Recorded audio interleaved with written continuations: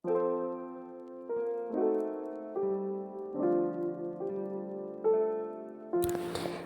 My YouTube family, welcome back to my channel. কেমন আছো সবাই? আশা করছি সবাই ভালো আছো, আমিও ভালো আছি। আজ আর একটা নতুন রেসিপি নিয়ে তোমাদের সাথে চলে এলাম। আজকে খুবই সহজ একটা রেসিপি নিয়ে চলে এসেছি, বাঙালির খুবই পছন্দের রেসিপি। চলো আজ তোমাদের সাথে আমি একটা খুবই সহজ রেসিপি শেয়ার করতে চলেছি। যেমন সহজ তেমন পছন্দের খাবার, সব বাঙালিই আশা করছি এই খাবারটা পছন্দ করেই থাকে। তো চলো আজকে সেটাই তোমাদের সাথে শেয়ার করি। রোজই তো অন্য রকম রান্না করি, আজ চলো একটু চেনা জানা রান্নাই করে ফেলি। তো চলো আজ তোমাদেরকে বানিয়ে দেখাবো আলু পোস্ত রেসিপি। তো চলো আলু পোস্ত বানানোর জন্য দেখো এখানে আমি টমেটো নিয়ে নিয়েছি পোস্ত, আর নিয়ে নিয়েছি একটা পেঁয়াজ আর কিছুটা কাঁচা লঙ্কা। এখানে দেখো আলুগুলোও আমি ভালো করে কেটে নিচ্ছি গোট গোট করে। তো চলো আলুগুলো কেটে নিয়ে এখানে আমি কড়া বসিয়ে দিয়েছি, কড়াতে দিয়ে দিলাম তেল পরিমাণ মতন। তো চলো তেলটা গরম হতে থাক, তোমরা সবাই দেখতে থাকো। আর সবাই যারা যারা চ্যানেলে নতুন সাবস্ক্রাইব করে বেল বাটন ক্লিক করে দাও। তো চলো দেখো এখানে আমি পাঁচফোড়ন দিয়ে দিয়েছি। পাঁচফোড়নটা একটু ভাজা ভাজা হয়ে যাক, যেই একটা সেন্টটা বেরিয়ে যাবে পাঁচফোড়নের, তখনই এর মধ্যে কিন্তু আমি দিয়ে দেবো আলুগুলো। আর রান্নাটা আমি করছি সরষের তেলে। তো চলো আলুগুলো দিয়ে আমি ভালো করে ভেজে নেব। সব আলুগুলো আমি দিয়ে দিই তেলে। এখন আলু দেওয়ার পরে এর মধ্যে দিয়ে দিলাম পরিমাণ মতন লবণটা দিয়ে একটু নাড়িয়ে চাড়িয়ে দেব। আর তারপরেই আমি অ্যাড করে দেব কিন্তু এর মধ্যে পরিমাণ মতন হলুদ। কেউ কেউ আছে হলুদ ছাড়াও আলু পোস্ত করো, তো কেউ চাইলে স্কিপ করতে পারো হলুদটা। আমি কিন্তু হলুদটা অ্যাড করলাম, আমার হলুদ ছাড়া আলু পোস্ত মোটেও ভালো লাগে না। তো যাদের ভালো লাগে তারা অবশ্যই স্কিপ করে দিও। আর পেঁয়াজটাও যাদের ভালো লাগে না স্কিপ করতে পারো। আমার তো পেঁয়াজটা দিয়ে খুব ভালো লাগে, তাই আমি পেঁয়াজটা অ্যাড করলাম। যারা চাইছো বানিয়ে দেখবে, অবশ্যই একবার বানিয়ে দেখো, দারুণ লাগে। পেঁয়াজ দিয়ে একবার বানিয়ে দেখতেই পারো। তো চলো আলুগুলো ভাজা হোক, আলুগুলো আমি ভালো করে লাল লাল করে ভেজে নেব। আদা ভাজা যখন হয়ে এসছে তখন এর মধ্যে কিন্তু আমি পেঁয়াজ কুচিগুলো আর কটা কাঁচা লঙ্কা গোটা দিয়ে দিলাম। এমনি তো কাঁচা লঙ্কা আমি বেটে দেবো, আর দুটো কাঁচা লঙ্কা কিন্তু গোটা দিয়ে দিলাম। খুবই ভালো লাগে গোটা গোটা কাঁচা লঙ্কাগুলো দেখা গেলে পরে। তো পেঁয়াজ দিয়ে এবার আমি কিন্তু আবারও ভালো করে ভাজা ভাজা করে নেব।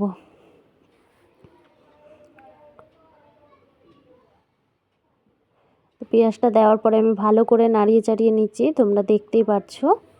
তো আমি এটা কিন্তু ভালো করে একটু ভেজে নেব পেঁয়াজ দিয়ে। আলু পোস্ত আর বিউলির ডাল কে না পছন্দ করে, তাই না? কিন্তু আমি বিউলির ডালটা অতটাও পছন্দ করি না, আমি নর্মাল ডালটাই পছন্দ করি। তো চলো আমি আলু পোস্তটাই আজ বানিয়ে ফেললাম আর তোমাদের সাথেও শেয়ার করে ফেললাম। এইগুলো দেখো এবার প্রায় ভাজা ভাজা হয়েই গেছে, কিন্তু দেখো লাল লাল হয়ে গেছে অনেকটা। পুরো লাল করব না, কড়া করে। তো পেঁয়াজগুলো নেতিয়ে এসেছে, এই অবস্থায় আমি কিন্তু যে পেস্টটা বানিয়ে রেখেছিলাম দিয়ে দিলাম। দেখো পোস্তগুলো কিন্তু আমি একদম মিহি করিনি, একদম মিহি করে নিলে কিন্তু ভালো লাগে না, চোখে একটু না দেখা গেলে কিন্তু পোস্তটা পোস্তর মতন লাগে না। তো আমি একটু গোটা গোটা রেখেই কিন্তু পোস্তটা বেটে নিয়েছি, একদম বেশি বাটিনি।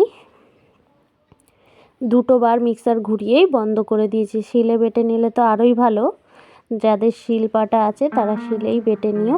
তো আমি তো মিক্সারেই বেটেছি। আর আমি এর মধ্যে অ্যাড করলাম হালকা সামান্য লঙ্কার গুঁড়ো। যদি ঝাল না হয় তো আমি একটু লঙ্কার গুঁড়ো অ্যাড করে দিলাম। তোমাদের ইচ্ছে মতন তোমরা লঙ্কা দিও, আমি দুটো লঙ্কাই একটুখানি দিয়েছি একটু কালারটা ভালো আসার জন্য। তো চলো আলু পোস্ত আমার সাদা আগেও বললাম একদমই পছন্দ হয় না, আমি কিন্তু হলুদ দিয়েই করি, যাদের পছন্দ হবে স্কিপ করে দিও। তো দেখো তোমরা দেখতেই পাচ্ছ পোস্তটা কতটা দানা দানা রেখেছি। তো এই অবস্থায় একটু জল দিয়ে দিলাম, জল দিয়ে একটু কষিয়ে নেবো হালকা। পোস্ত তো অত কষাতে হয় না, তাও একটু হালকা কষিয়ে নেবো।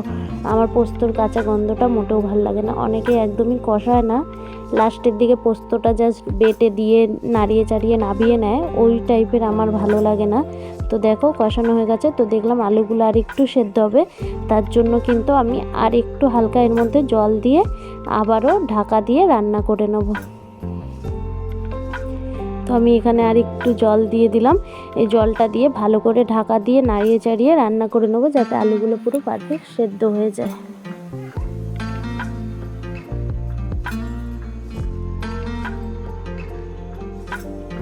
আমি ভালো করে নাড়িয়ে চাড়িয়ে দিলাম। এবার ঢাকা দিয়ে রেখে দেবো।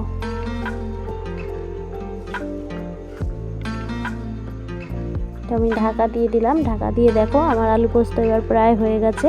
এবার ঢাকা খুলে দেখতে পাচ্ছ তোমরা কতটা সুন্দর লাগছে। তো আমার আলু পোস্ত কিন্তু একেবারেই রেডি। আর এদিকে আমি কিন্তু বড়া ভাজছি, বাঁধাকপি আর ধনেপাতা দিয়ে কিন্তু ওদিকে আমার বড়া ভাজা হচ্ছে। আজকে খুবই সিম্পল রান্না করব, বড়া ভাজা, ডাল, আলু পোস্ত আর ডিম ভাজা। তো চলো, এখানেই আমি রান্নাটা আমার কমপ্লিট হয়ে গেল। রান্নাটা কিন্তু এবার সার্ভ করে নেব। তো চলো আমি নামিয়ে নিই। তোমরা সবাই সাথে থাকো, দেখতে থাকো আর এভাবেই সাপোর্ট করে যাও যারা যারা আমাকে সাপোর্ট করছো। তো চলো আমি এবার নামিয়ে নিয়েছি ফাইনালি। দেখো কতটা সুন্দর লাগছে। তো হালকা একটু আমি গার্নিশিং করে নেব। আমার খুবই ভালো লাগে হালকা ফুলকা একটু গার্নিশিং করতে। তো চলো আমি একটু গার্নিশিংটা করে ফেলি। দেখো কাঁচা লঙ্কাগুলো এবার কি ভালো লাগছে না? আর দেখো কতটা সুন্দর লাগছে। যতটা দেখতে সুন্দর লাগছে খেতেও কিন্তু অতটাই সুন্দর হয়েছিল। তো চলো আমি একটু হালকা গার্নিশিং করে নিই। তোমরা সবাই দেখতে থাকো, সাথে থাকো, কেউ কিন্তু চলে যেও না।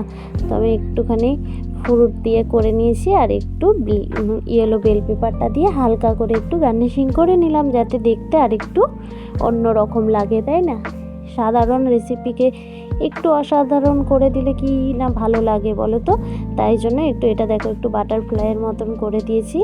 অতটাও আমি তাড়াহুড়ো কবি ছিল, অত কিছু করিনি, হালকা করে একটু গার্নিশিং করে দিলাম। তো তোমাদের আজকের আমার এই মেনুটা কেমন লাগলো সবাই কিন্তু কমেন্ট করে জানিও। কেউ কমেন্ট করতে ভুলো না। আর কমেন্টের সাথে সাথে কমেন্টটাও যেমন জরুরি, শেয়ারটাও কিন্তু অনেক অনেক অনেক জরুরি। তো সবাই যেমন করে লাইক কমেন্ট করো, অবশ্যই একটা করে শেয়ার করতে কিন্তু কেউ ভুলো না। সবাই একটা করে শেয়ারও কিন্তু করে দিও। তো চলো আজকের রেসিপি এখানেই আমি শেষ করলাম। Tata, bye bye. সবাই ভালো থেকো, সুস্থ থেকো। দেখা হচ্ছে নেক্সট কোনো ব্লগ অথবা কুকিং ভিডিও নিয়ে। ততক্ষণ সবাই ভালো থেকো। Tata, bye bye. Good evening সবাইকে।